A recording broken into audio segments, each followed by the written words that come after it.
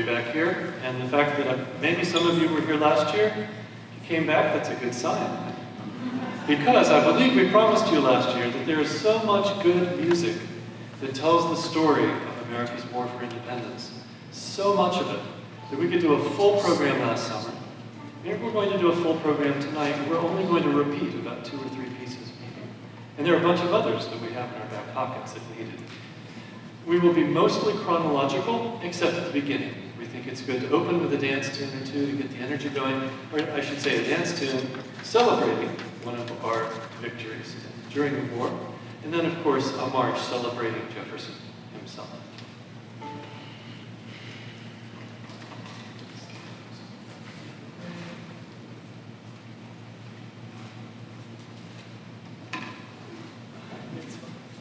Say something. It's too early for a joke.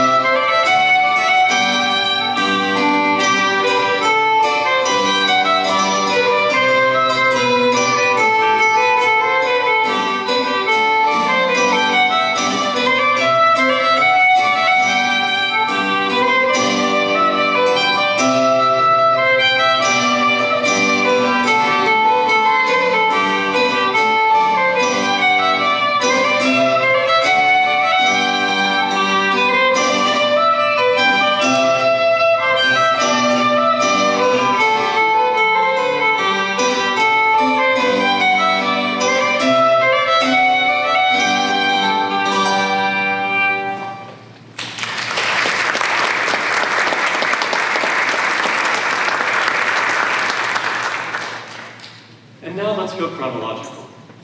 What brought about the war? Of course, taxes. The British, of course, felt that they had done such a good job defending the North American colonies, and that we'd gotten away without paying taxes for so long, it was time to even things out a bit. Well, by the end of the repeal of the first and second taxes, and by all the incredible agitation that was caused, Benjamin Franklin, it was determined, would go and talk to Parliament and set them straight. And now, any of you who have read about the encounter of Franklin addressing Parliament will know that it was disastrous. He was completely belittled and embarrassed. But there was a piece of music that sent him on his way. And I quote now from a newspaper. This is all the way back to 1764. This is a newspaper report published in North Carolina, but it was an extract from a letter from a man from Philadelphia who describes that Benjamin Franklin, as an agent, is being sent off to England. And the following song was sung. You may recognize the tune. We'll do just one verse of the Franklin lyrics, and then we'll jump into the middle of the Revolution with 3 following verses published in the Maryland Journal in Baltimore.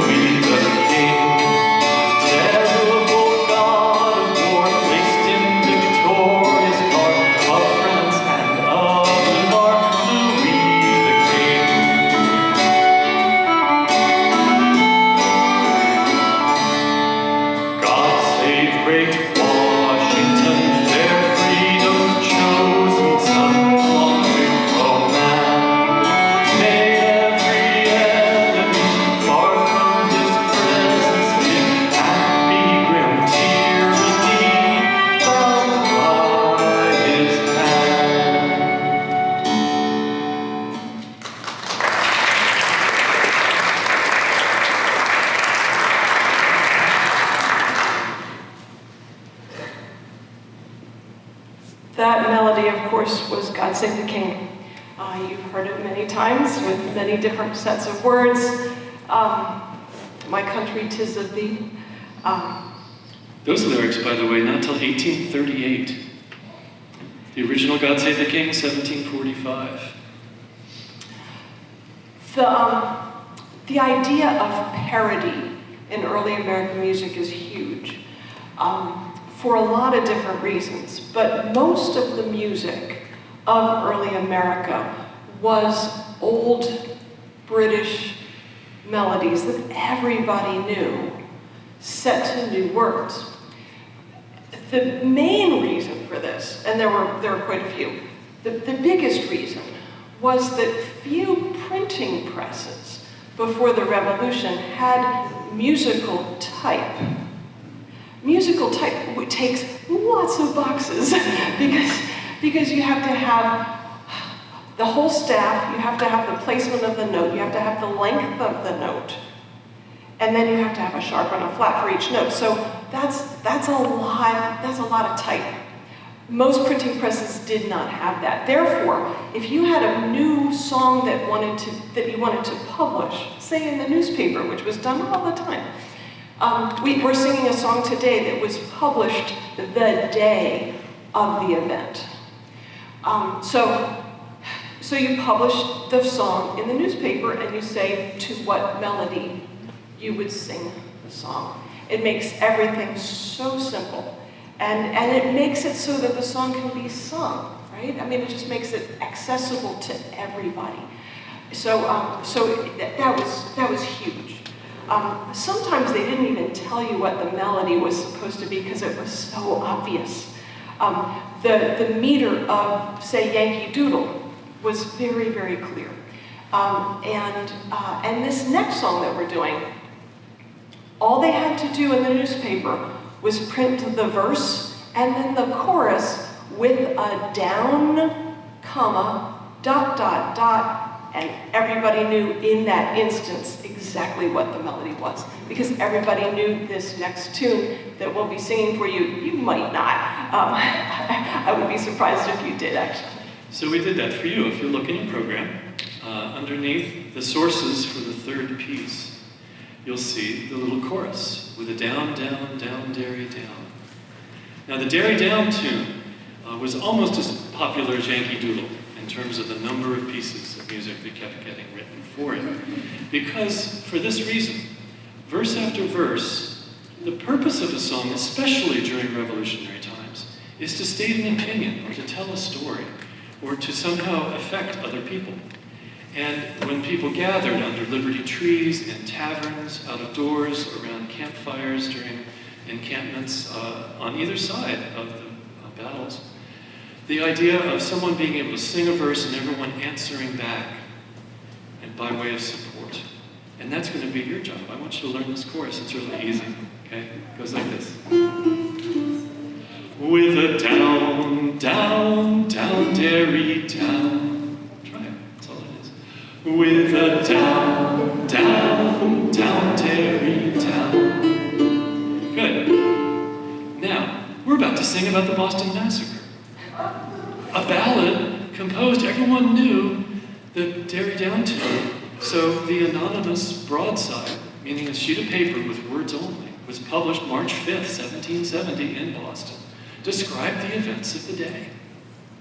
So, listen to these verses. These are verses written at a street level with poor English, but they tell the story. And these are designed to incite the Bostonians to anger. They had been housing these, the British lobsters, as they called them, right? Who were occupying Boston since 1768. By 1770, they were fed up. So these are very strong words. And as you sing, allow yourself to be pulled into the song. You're angry. You have people who were hurt. People knew those who were killed. A verse occasioned by the late horrid massacre in King Street.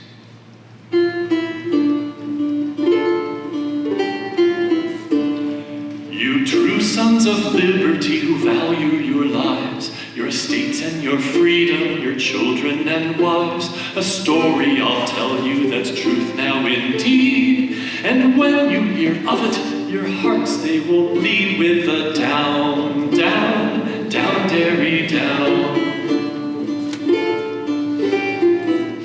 It's of the bad soldiers who always combined, and to murder the lads at the road walk designed. With their bayonets drawed they came to attack, but the lads with their woolers did drive them all back with the down, down, down, dairy down.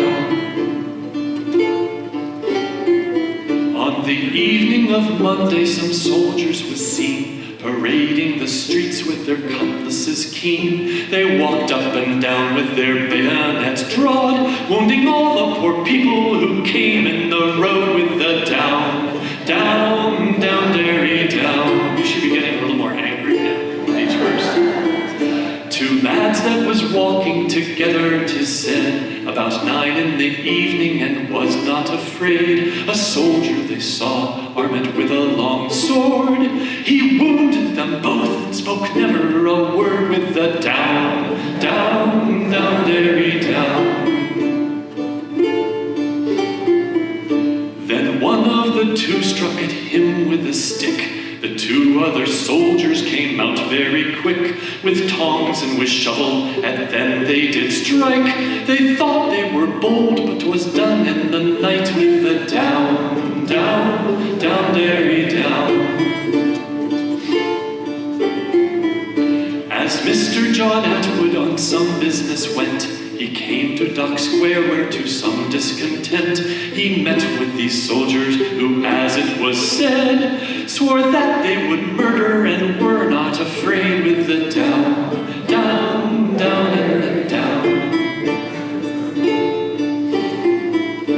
That one of them struck them a head with the club.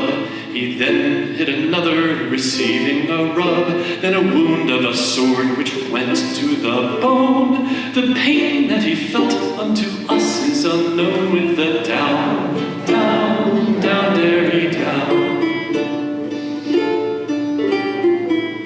Then came Captain Preston with his mighty crew, and then they attacked the people anew. They pushed with their bayonets, as many does say, and pricked all the people that came in their way with the down, down, down, dairy down. Then the people enraged some snowballs did throw to the custom house where they kept guard, as we know. Then the captain commanded them fire away, and one of the soldiers obeyed, as they say, with a down, down, down, dairy down. Then one of the townsmen who had a long club struck the soldier that fired so dreadful a rub. Then he let fall his arms, and as many do say, they pushed and pricked all that came in their way with the down, down, down, dairy down. Then 7 more guns was fired, they said. At last the people they lay dead. 3 men they lay dead down upon the cold ground, and others lay struggling their life from the wound with a down, down, down, dairy down. The 19th Regiment got all of them armed. The bells was all rung and the town was alarmed. Then every man kept his station, they say, and scorned from the soldiers for them to run away. Dairy down, down, down, dairy down. The men that was killed, poor souls I do say, were Mr. James Caldwell and Samuel Gray. And next Crispus Attucks lay dead on the ground, and Maverick and Carr died soon from their wounds with the down, down, down, dairy down, with the down, down, down, dairy down.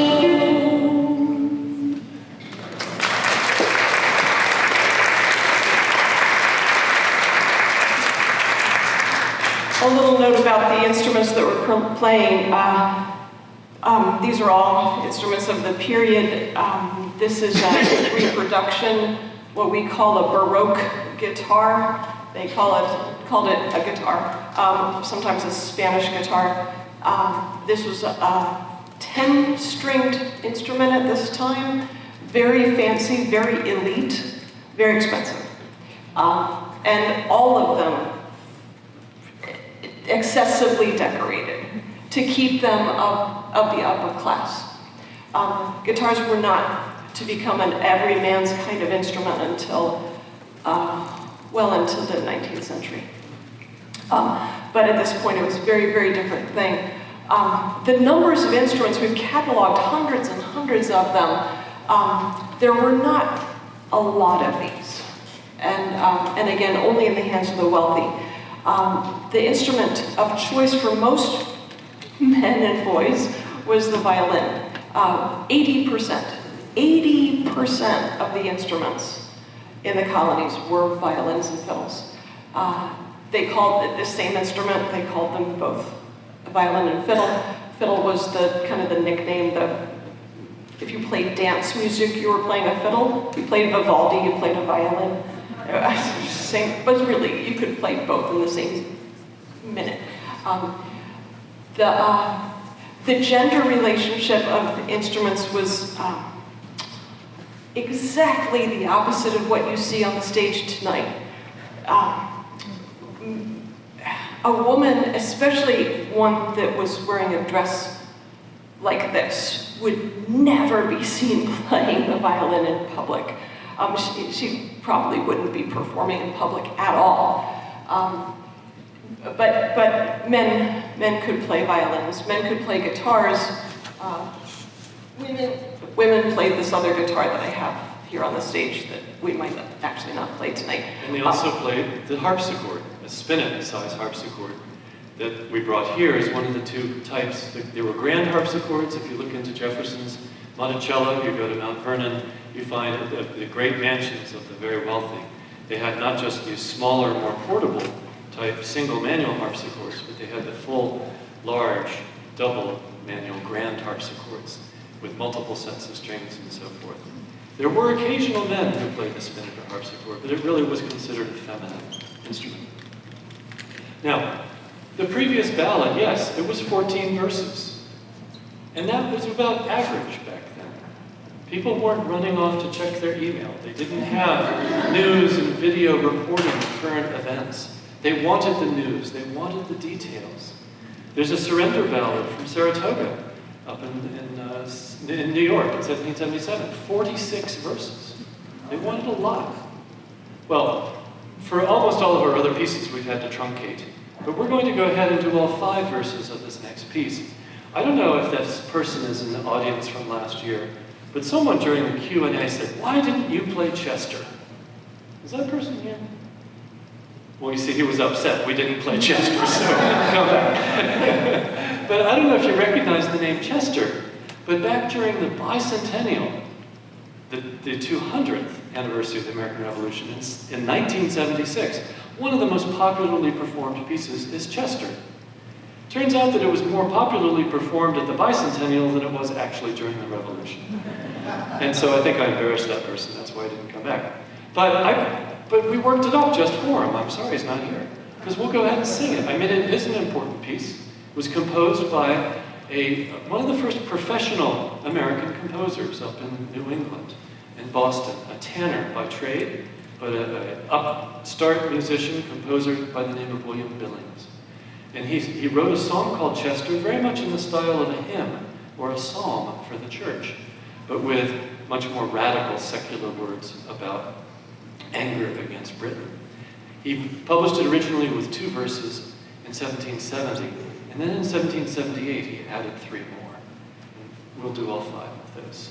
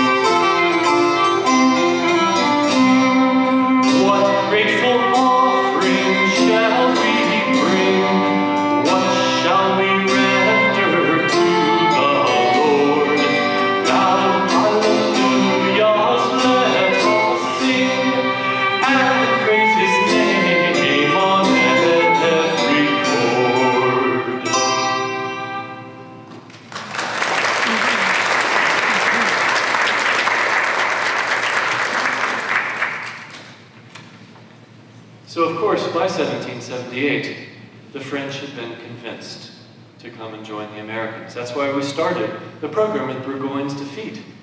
It was that horrible, ridiculous loss that he suffered unexpectedly in Saratoga in 1777. And among the French who would come here, the most important one, and we'll be looking at a lot next year, actually starting later this year, is the Marquis de Lafayette, who became a general in the American Army. Here are two pieces in his honor: Spirit of France and Lafayette Forever, both dance tunes.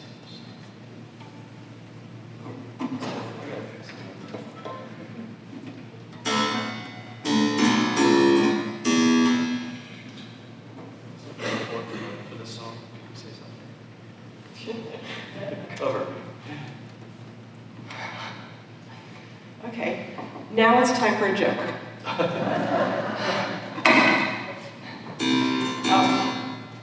Actually, no, I will tell you about an instrument. It's really a stupid joke. Actually, is it the viola joke? But you don't need it now, because I think I fixed the note. I was going to tell you about this instrument we're not playing tonight, because it wasn't in the program. Right. But it's so pretty that we just stuck it in the car. This is the guitar that women played. It's not really a guitar, it's a citern, C-I-T-T-E-R-N, but they called it the English guitar, or just guitar, in the colonies in the mid-18th century. And only women played this instrument. It's also got 10 strings, but it's tuned completely differently from the other guitar. And it's kind of a fun, beautiful thing to have on the stage. And you may notice when you visit Monticello, that's what's sitting on top of the harpsichord, is an English guitar. Jefferson's daughters, in fact, actually the Washington family as well. Nellie Custis owned and played an English style guitar. Hopefully the harpsichord is fixed.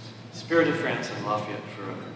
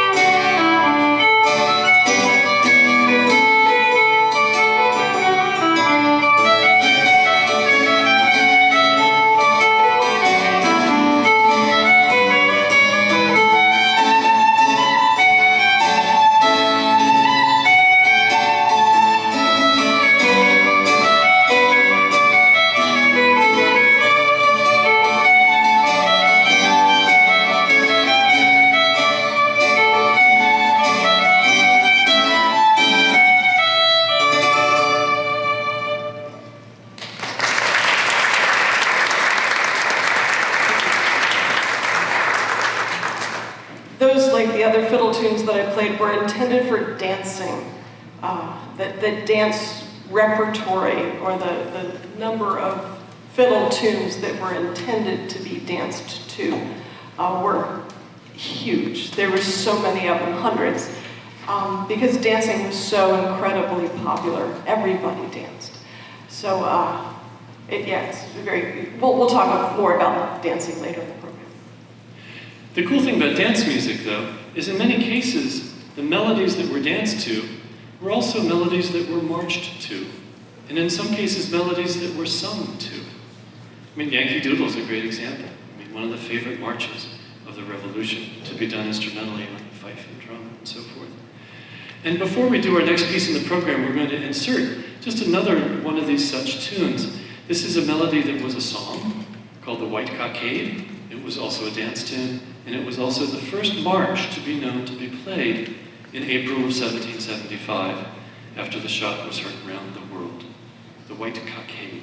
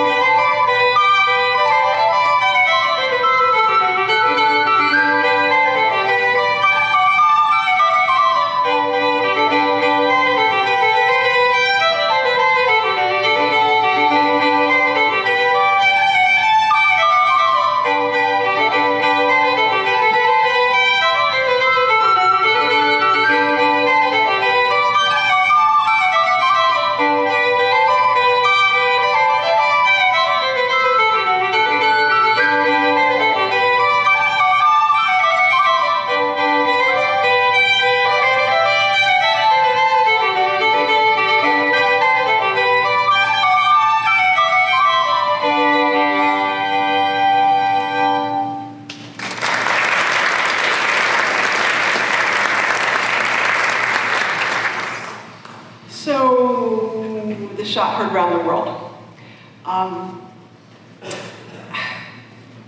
David was talking about the anger of the Bostonians. They were so sick of the British occupying their city that when the news came back to the city about how the British were so sorely embarrassed at Lexington and Concord, the city was like, ooh, this is cool. And this one street poet who composed our next song, again, composed, they used that word if you were writing new words to an old melody.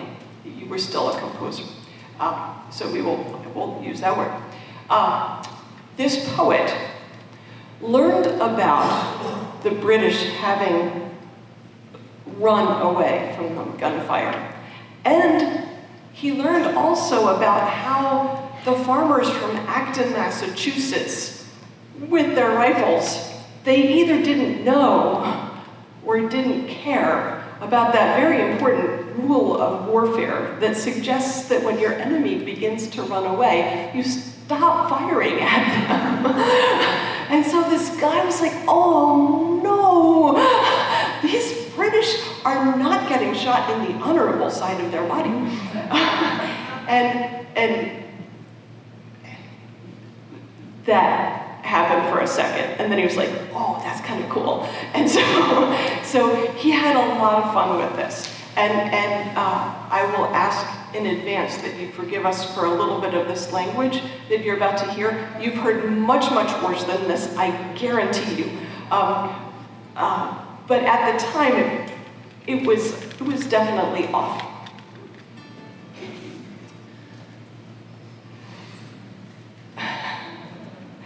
Sorry, it's really good. I'll let the song speak for itself.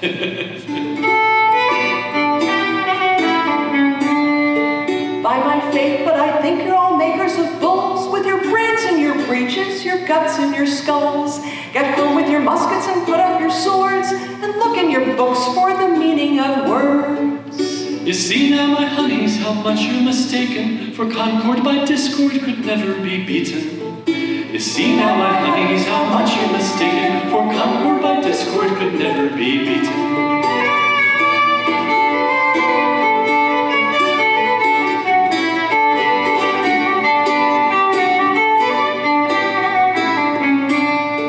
How brave you went out with your muskets all bright, and thought to be frightened the folks with the fight. But when you got there, how they powdered your palms, and all the way home, how they peppered your bums. And is it not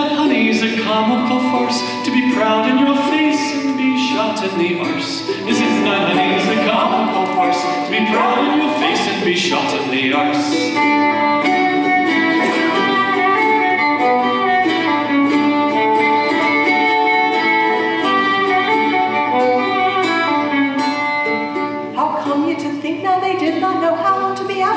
Firelocks as smartly as you. Why, see now, my honeys, 'tis nothing at all, but to pull at the trigger and pop goes the ball.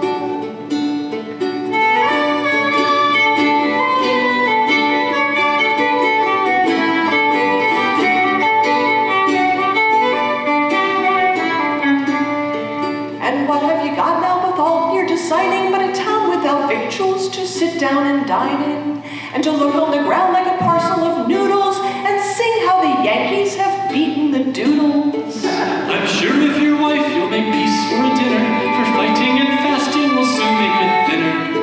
To look on the ground like a parcel of noodles and sing how the Yankees have beaten the Doodles.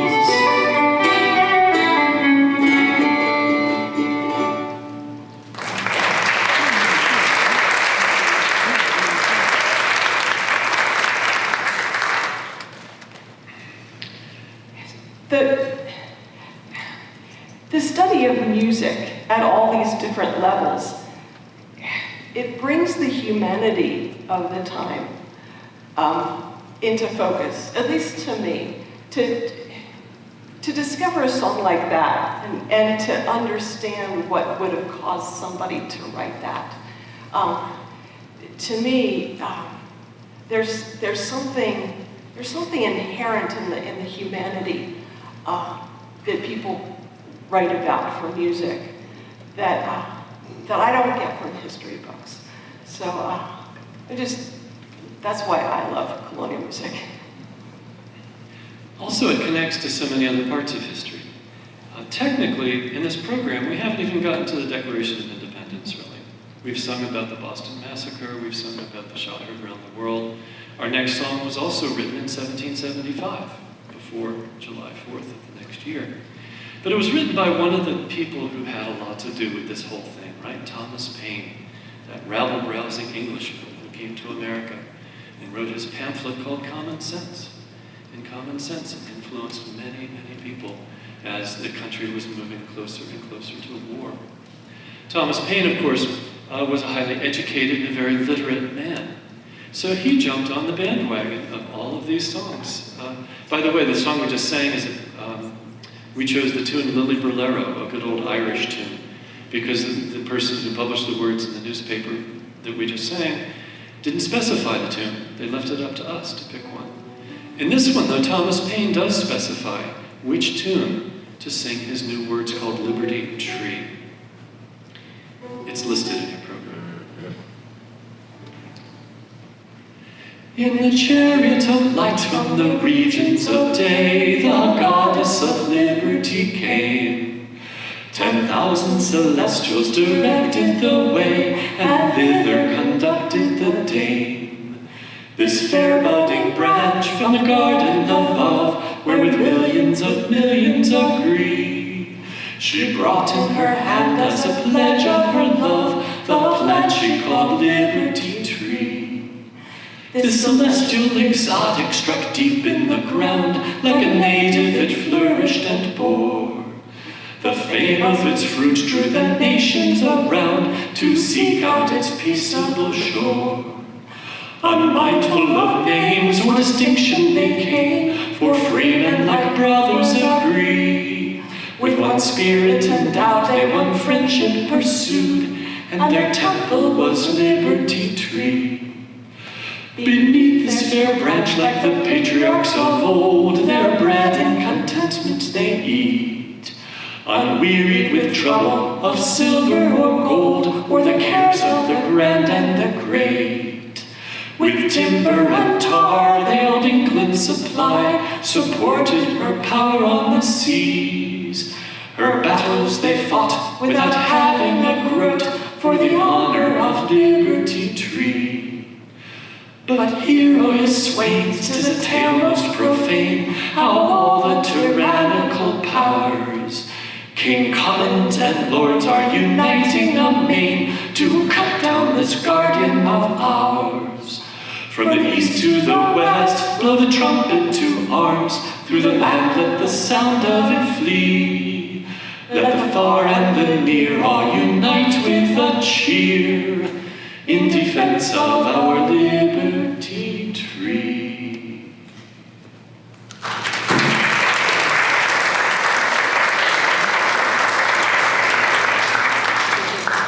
We're from Annapolis, Maryland. And the city of Annapolis had its liberty tree standing until about 12 years ago. Can you imagine that? 400 years before, it was a sapling.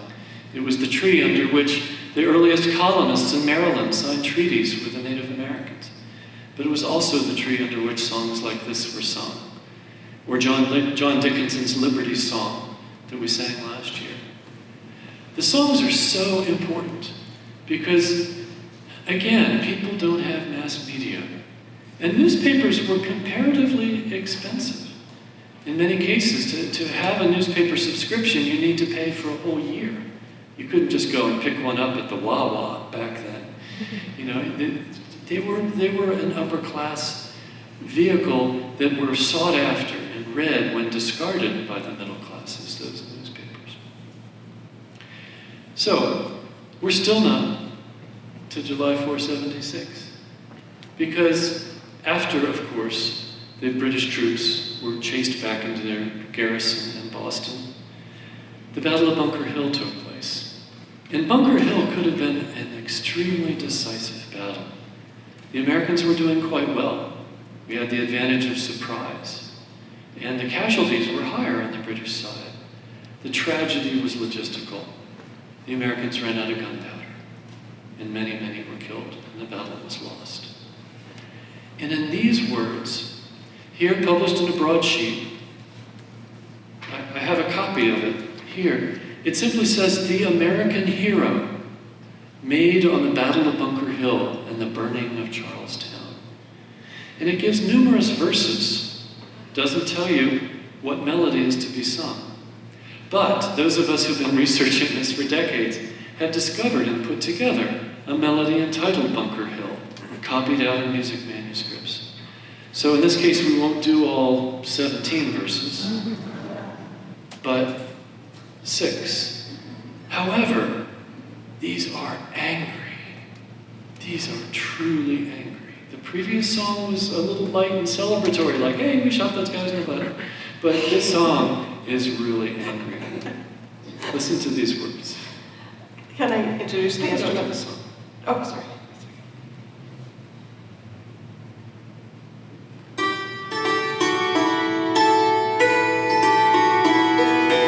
Why should vain mortals tremble at the sight of death and destruction in the field of battle?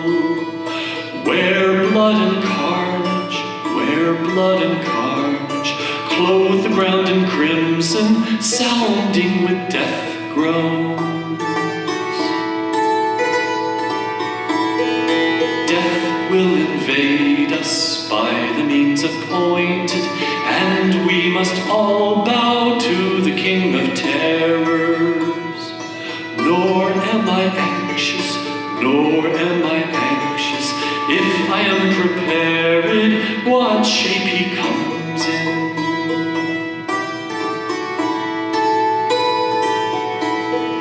Now, Mars, I dare thee, clad in smoky pillars, bursting with bombshells, roaring from the cannon, rattling with grape shot, like a storm of hailstones, torturing a third. Still shall the banner of the King of Heaven never advance where I'm afraid to follow. While that precedes me, with an open bosom, war I defy thee.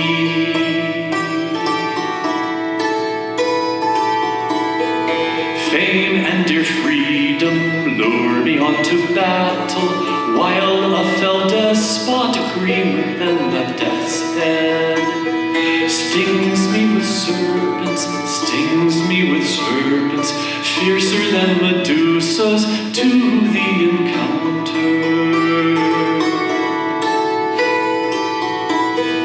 Life for my country and the cause of freedom is but a trifle for the world to part with. And if preserved in so great a contest, life is redoubled.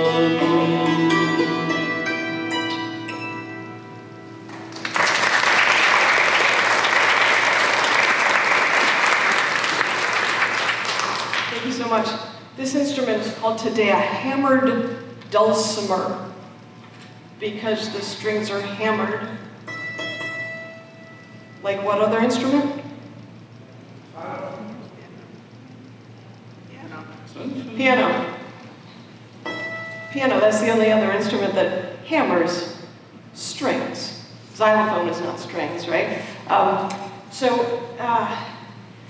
This instrument came into fashion, if you will, in the 11th century. It was called, well, it was all over the world.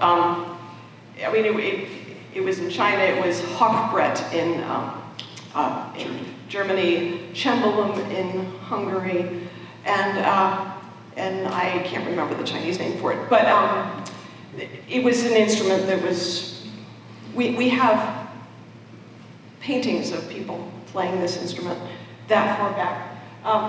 It was an instrument in colonial America that was played, it's so funny, the popularity of an instrument is not necessarily how many of them there were, right? We know that mostly from records, estate inventories and things like that. But the harpsichords mostly stayed in the homes of the wealthy, and most of us wouldn't have gotten that kind of invitation ever. But the fiddles and violins were in taverns. They were all over the place and on the dance floor. Hammered dulcimers, there were only 5 that we know of in the colonies, but they were owned by itinerant professional musicians who would go town to town and advertise in the paper that they were setting up shop at so-and-so's tavern, and would you like to, for a fee, come and listen to this curiosity of an instrument. So it's very possible that more people heard these few hammered dulcimers than heard even harpsichords at the time. And so, again, that idea of a popularity of an instrument is like, is it how many people play it or how many people have heard it? I don't know that we can necessarily define that, but it is an important instrument because of how many people saw it played. So you've heard a very stark ballad of death and destruction, and you've heard the description of the Boston Massacre. You're about to hear now sort of the answer. How do you get through a war? You inspire the soldiers. You convince them that their leaders are godlike. And in this next song, there actually is the phrase, "Godlike Washington," published in the lyrics to this song in 1776. The other thing about your songs that are especially to try to have an inspirational song, you need to pick a really good melody. So Americans decided, hey, we're fighting the British. Let's take one of their sacred melodies, the British Grenadiers, which is like the unofficial anthem of the British Army, and let's write words back against it to them. Same thing happened in the Civil War, right? The Confederates wrote lots of really bad versions of the Battle Hymn of the Republic, and Northerns like to do bad stuff to Dixie. So, using your enemy's music back against them, it's not such a bad idea. It's very strong. This piece of music is what David and I think, was the most popular song sung during the actual revolution, not the bicentennial. And it went under both titles, General Washington and War on Washington. And we're singing from a version printed in 1813. It tells you that this song remained popular with Americans, and maybe just 6 of the 14 verses of this one. And you can tell, I told you about our very, very lowest song that we sang for you, and thank you for not leaving. This is probably the highest of the songs that we do. There are biblical references. The language is very, very upscale.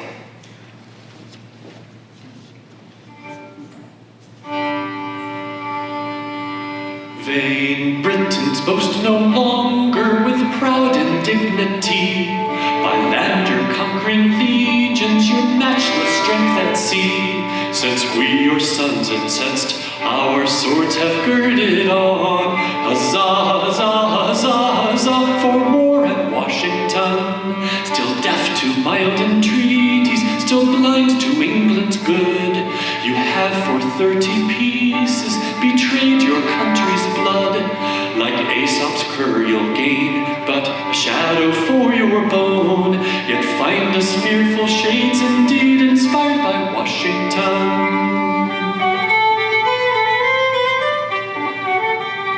Mysterious, unexampled, incomprehensible, the blundering schemes of Britain your downfall will foretell. Like lions roar and grumble, mere asses have ye shown, and ye shall share an ass's fate and drudge for Washington.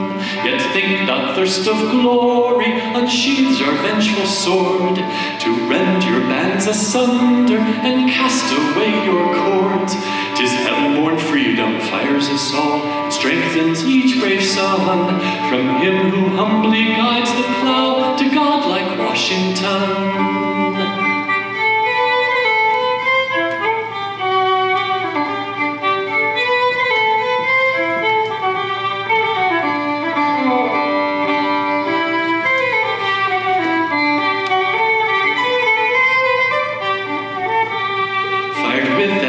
Idea our fathers' shades would rise, to view the stern contentions, the gods desert their skies, and wolf mid hosts of heroes, superior bending down, cry out with eager transport, well done, brave Washington.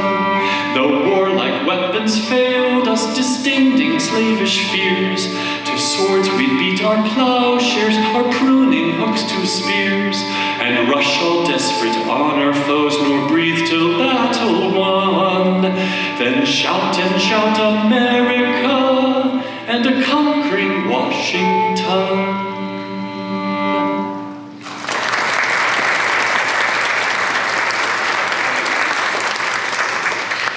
I realize these are lots of words, aren't they? We're not used to trying to it's hard, I think, on a single hearing to catch everything that's going on. But I guess as we've been singing these scores and hundreds, maybe thousands of times down the decades, to us, they just come to life. They just breathe, they connect, they explain, they interpret. And this is such a wonderful way to learn American history. There are other great ways. I mean, books are still good, right? But the music itself is an often overlooked way to get this kind of perspective, a human perspective, on what was really going on at the time.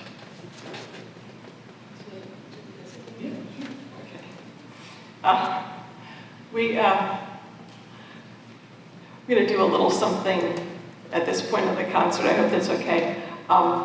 This is a game that we play with kids a lot. It's just name the tune.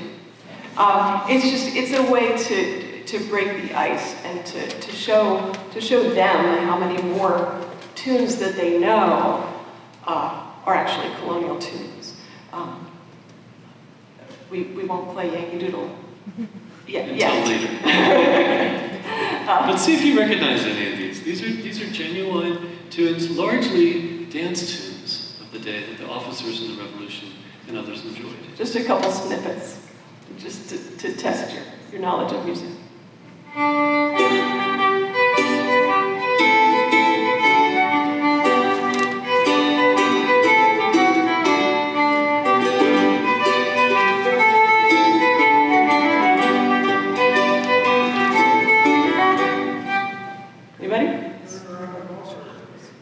Here we go around the mulberry bush, exactly. Any others?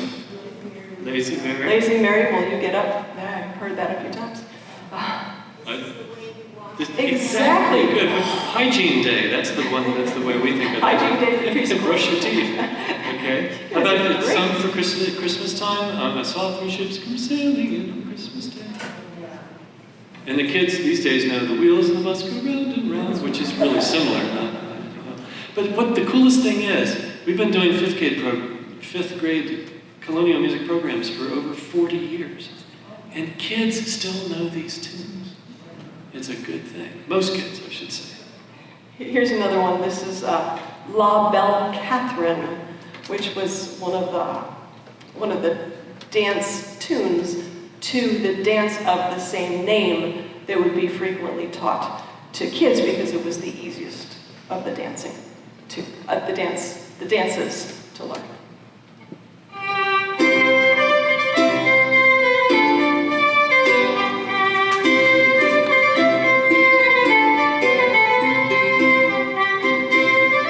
Come on, you got this right. Of course, we know the Muffin Man. Exactly. Old too. This one was called Marlbrook, or the Earl of Marlbrook.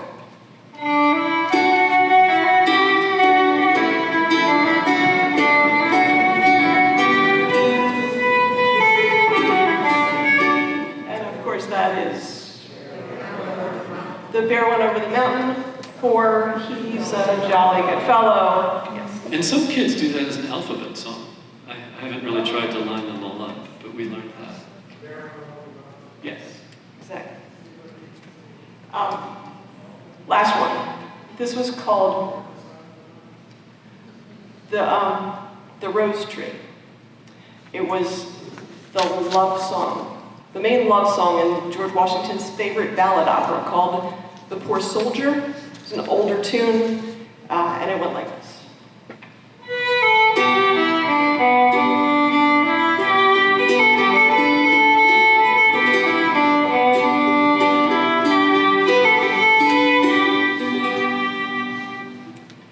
Now that's stumping you just a little bit, I would understand it, because, and this is another cool thing about music. Fiddlers don't do boring. They refuse. And that tune was a dance tune, which meant that you had to play it over and over and over, like 16 times, until everybody had gone through the dance. And that tune doesn't really sit well for a fiddler. 16 times. You could do it once or twice. So this tune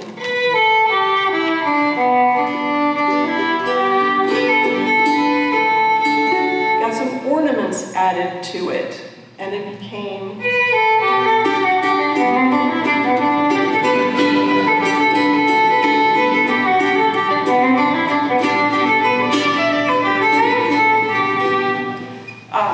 which is, of course, turkey and straw. You're really good. Anybody know any other words? Give you a hint. Do your ears hang low? Do they wobble to and fro? Can you time in a night? Can you time in a bow? Not as many kids know that one anymore. So the American musical scene is full of parody, but it gets displaced by the time you get into the 19th and the 20th century. Music becomes more frequently published. Music becomes more frequently newly composed. And still today, though, people love to goof around and play with new words to happy birthday or, new words to this or that. But let's go back for a minute, though, to the song, to Hygiene Day. Okay, let's go back to This Is the Way You Brush Your Teeth. Because we're now about to give you the Loyalist perspective during the American Revolution. Loyalists were a big force, especially in New York and Maryland and some other regions. The Loyalists joined in with the British to fight against the American rebels, as they referred to those who declared their independence. Last year, we did a wonderful song, we did a Tory song about hunting shirts and rifled guns and about these marksmen from Western Pennsylvania. But this time we're going to do these words that were published in the newspaper in Philadelphia. And you can publish them in Philadelphia when the enemy owns the newspapers, right? And they run the press. So a lot of the anti-revolutionary songs come from New York City, which was always occupied by the British, and from Philadelphia, which was sometimes occupied. But listen to some of these very clever verses. And this comes both from a newspaper publication, and it also shows up in manuscript form. Someone had copied out these words. A song wrote in the spring of the year 1776 to the tune Nancy Dawson. Brush your teeth.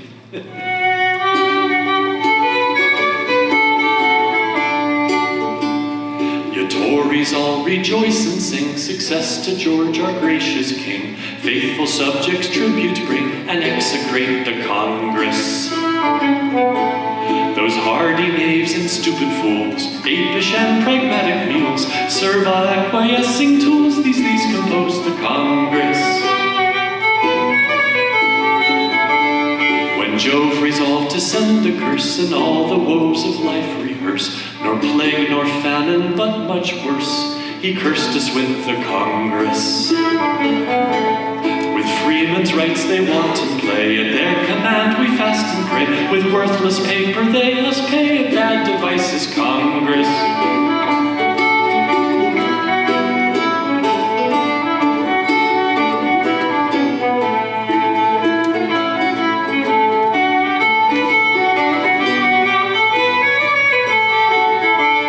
Clinton, Burgoyne, and gallant Howe will soon reward our conduct true. To every traitor give his due, perdition waits the Congress. There's Washington and all his men, where Howe had one, the goose had 10, marched up the hill and down again, and sent returns to Congress. Prepare, my friends, prepare for scenes of blood and fields of war. The royal standard we'll repair and curse the haughty Congress. Huzzah, huzzah, we thrice huzzah, return peace, harmony, and law, restore such times as once we saw, and bid adieu to Congress.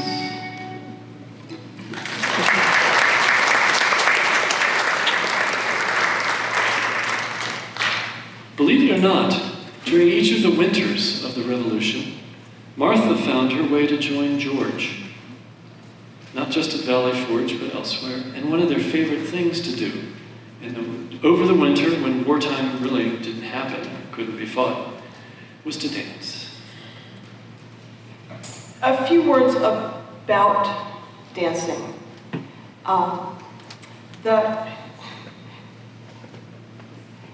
If you were to be invited to a ball, a big dance, with maybe 2 fiddlers,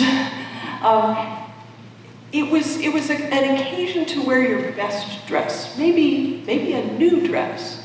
It was an occasion to learn the newest steps from France, to make sure that you knew the steps to the dances that were on the program. And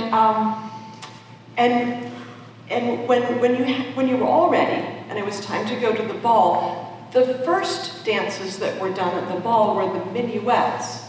Minuets are danced just one couple at a time in exact descending social class order.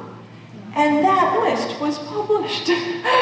So you can imagine how much stress that was for everybody. Not only was the order clear, but also everybody was looking at your dress right? And your steps. So you really had to have studied and prepared for this ball.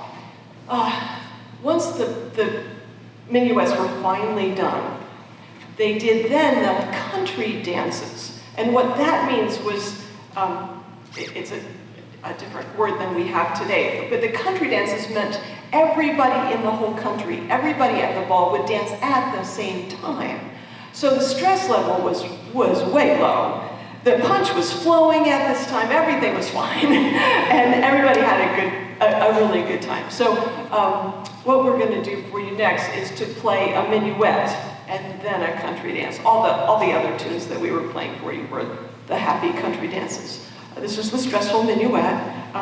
They're actually beautiful little pieces of music. It was just the dancing that was stressful.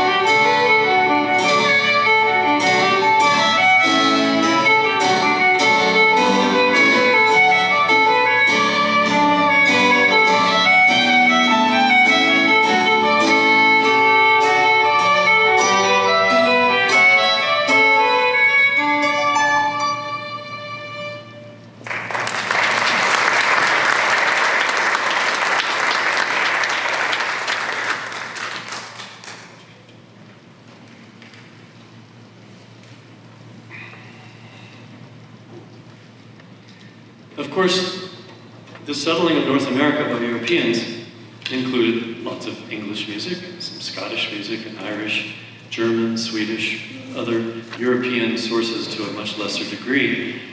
If we look more broadly through North America, of course, lots of Spanish music to Florida, and down up through Mexico, even as far as California.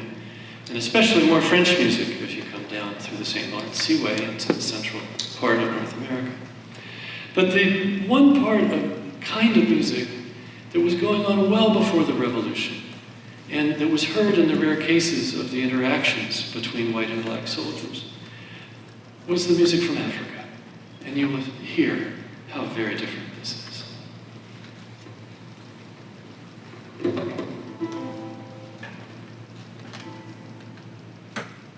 Don't be weary traveler, come along home to Jesus. Don't be weary traveler, come along home to Jesus. My head got wet with the midnight dew. Come along home to Jesus. Come along home. Angels bear me witness to come along home to Jesus. Don't be weary traveler.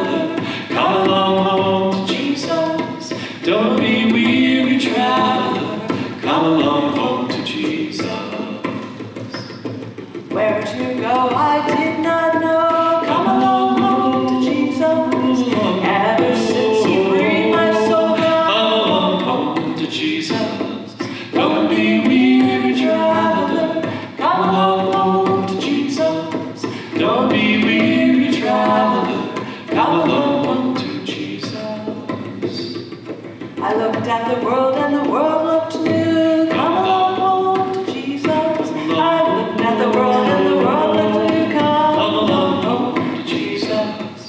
Don't be weary, traveler. Come along home to Jesus. Don't be weary, traveler. Come along home to Jesus.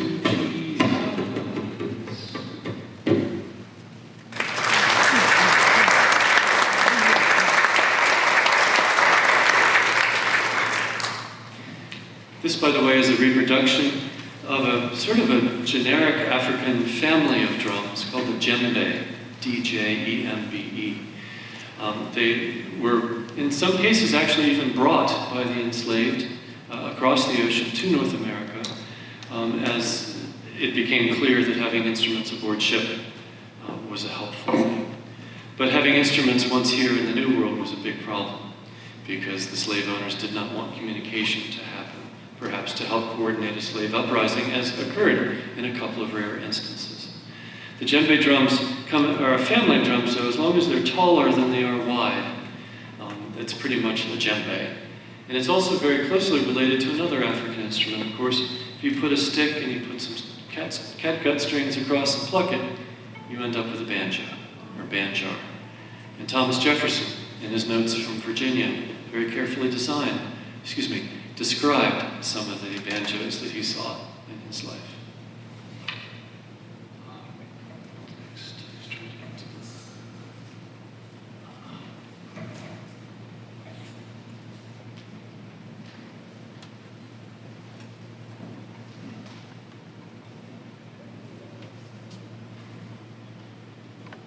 So once the French started to come in great numbers, things were looking a little worse for the British, of course. By the way, of course, it was Franklin who was central to convincing the French to join in an alliance. And there's Franklin-related music that we've done in programs here in the past. But I want to focus now on how the American officers greeted the French officers who arrived up in Portsmouth and eventually worked their way down toward Yorktown to help combine with the American forces to defeat and force the British to surrender at that very famous moment. By the way, we're saving that for our last song, is the surrender at Yorktown. But this song comes from a rather highfalutin oratorio that was put together by Francis Hopkinson. And in the same way that so many of the ballads that we've been singing draw upon common ballad tunes and dance tunes, Francis Hopkinson was of the upper class, and so for his melodies, he drew upon classical music. He drew upon George Frederick Handel and Thomas Arne, and he took melodies that people would recognize by those famous composers and wrote some of these words that we're about to sing. First verse from 1781, sung to the French in Philadelphia, and then remaining verses sung actually at the end of the war in December of 1783, once Yorktown was all done.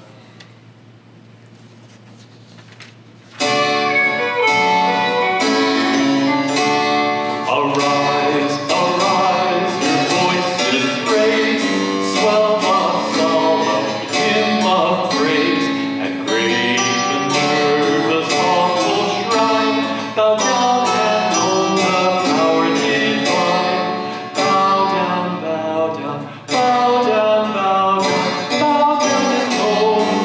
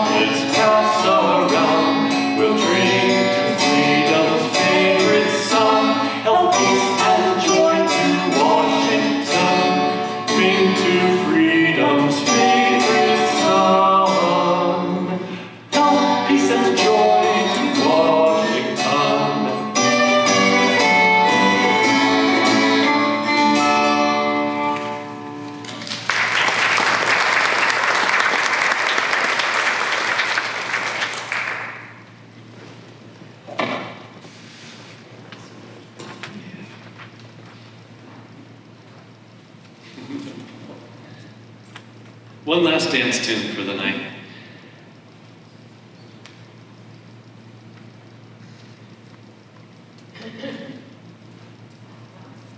This is called Sweet Richard. Shout out to any Richards in the audience.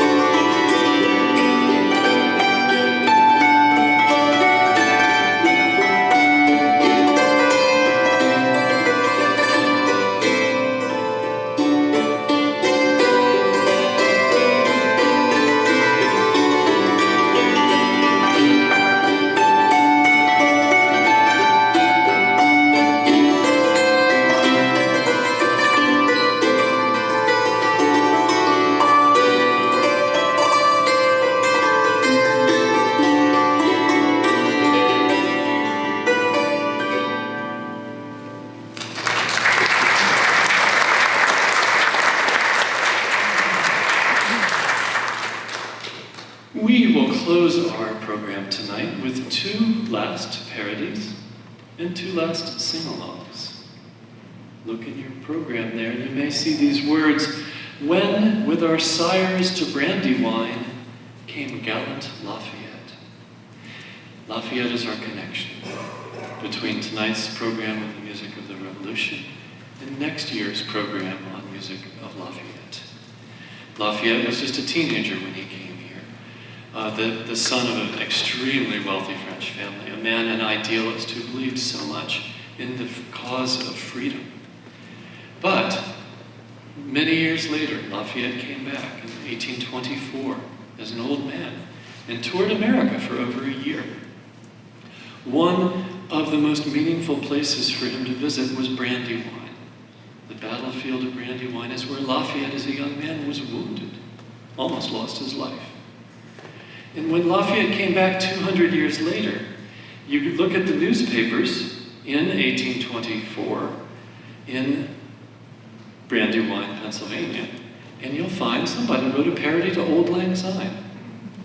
In fact, they wrote it so well that they stuck it on the big monument there at the battlefield for Lafayette.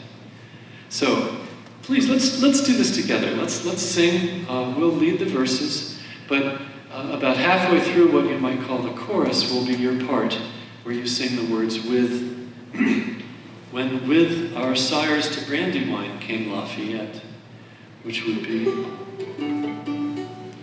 when with our sires to Brandywine came gallant Lafayette. We'll try it. When with our sires to Brandywine came gallant Lafayette. Should days of trial be forgot, although those days have fled, can we neglect the sacred spot where patriot heroes bled?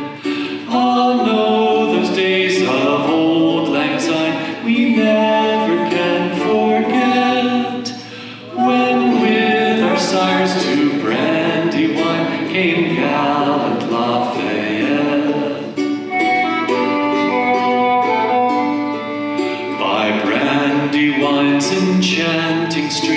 our swains in peace abode, until the tyrant's minions came to stain its banks with blood. Ah, oh, those days of old lang syne we never can forget, when with our sires to Brandywine came gallant Lafayette.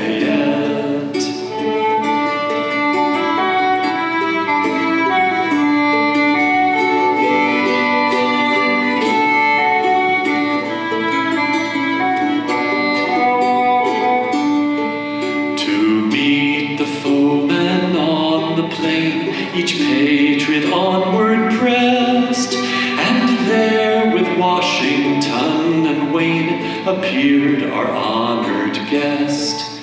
Those anxious days of old lang syne we never can forget, when with our sires of Brandywine came gallant Lafayette.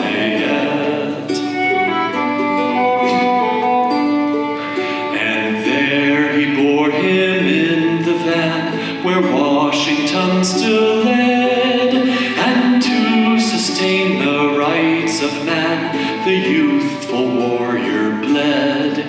Those fearful days of old lang syne we never can forget, when with our sires to Brandywine came gallant Lafayette.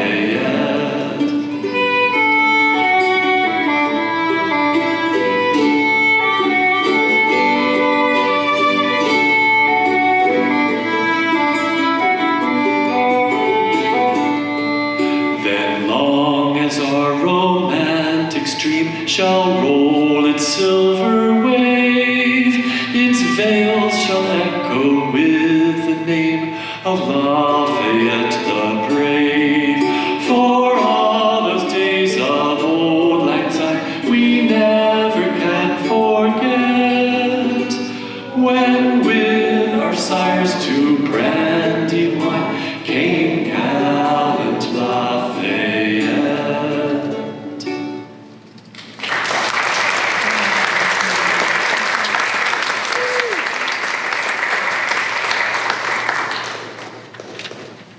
One more song for you, and then we'll take any questions that you might have afterwards.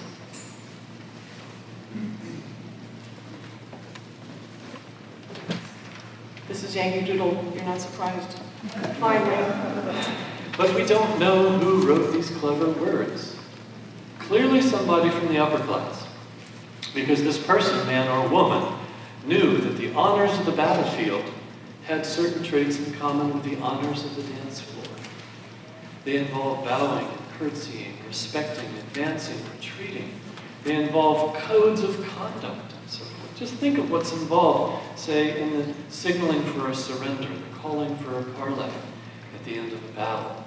The dance floor is very similar, and that's why, as you'll notice in your program, that this song was published under the title The Dance, a ballad to the tune of Yankee Doodle. This is the first song in American history that references Lafayette. 1781.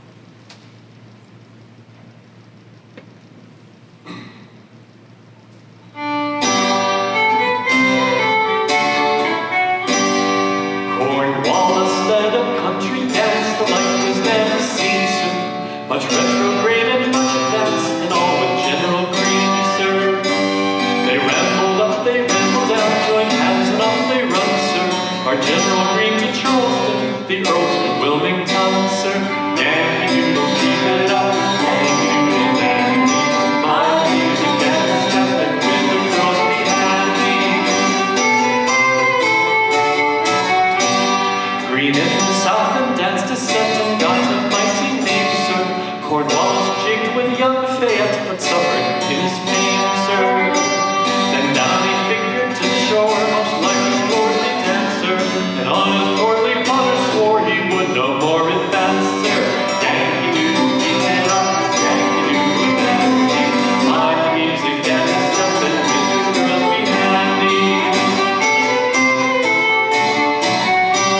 Then Washington, Columbia's son, whom easy nature taught, sir, that grace race which can't by pains be won, or Pluto's gold be bought, sir.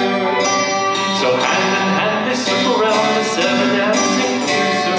Their gentle movements soon confound the earl as they draw near, sir. Yankee-doodle-dee, yankee-doodle-dandy, my music gathers up and the wind girls behind me. Well, his music soon forgets to play, his feet can move no more, sir. And all those bands now curse the day they jigged it to our shore, sir. So Tories, all what can you say? Come into this non-griper, that while your hopes are danced away, 'tis you who's pay the piper.